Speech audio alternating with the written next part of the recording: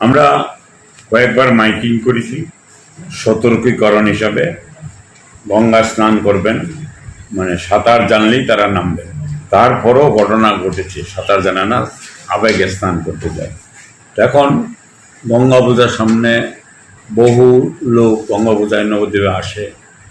সেই ক্ষেত্রে গার্ডগুলি যখন তখন একটা ঘটনা ঘটে যেতে পারে, সেটাকে মাথায় রেখে নবদ্বীপ পৌরসভা একটা ব্যারিকেড তৈরি করছে, যেমন একটা বডি চলে গেল এত দূরের বেশি না যেতে পারে, নেট দিয়ে। সেটা প্রায় সব ঘাটে, যেই সমস্ত বাতিং ঘাটগুলো আছে প্রায় সব ঘাটেই চলছে কাজটা।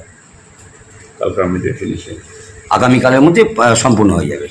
মোটামুটি কত ঘাট হতে পারে? রানীঘাট সহ বলঘাট, ফাঁসিতলা ঘাট, 7টা, মোট 7টা ঘাটকে জাল দিয়ে নেট দিয়ে মুড়ে ফেলা হচ্ছে। বিশেষ করে গঙ্গা স্নানে যারা আসবেন গঙ্গা পুজো উপলক্ষে, তাদের নিরাপত্তার স্বার্থে তাদের সকলেরই নিরাপত্তা, সকল তাদের কেন, তারা তো সব এমনিও আমাদের শহরের লোকও দেখা যাচ্ছে কোনো সময় ডুবে মারা যাচ্ছে, যাতে কেউ ভেসে না যেতে পারে। হ্যাঁ, মানে আমরা বাঁচাতে পারবো না, কিন্তু তবু প্রচেষ্টা এটা থাকবে, এটা একটা মেজারমেন্ট।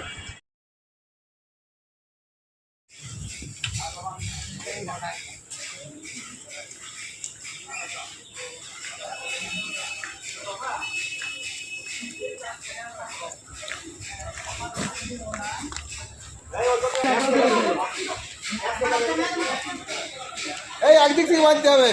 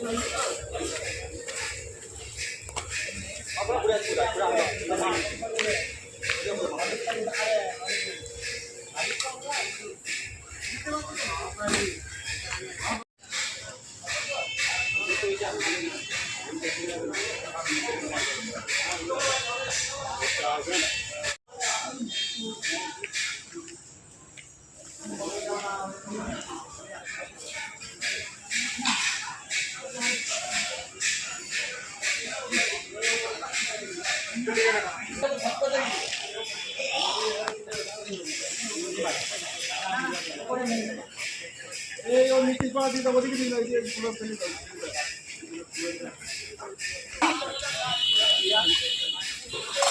আল্লাহ আল্লাহ রাখে আল্লাহ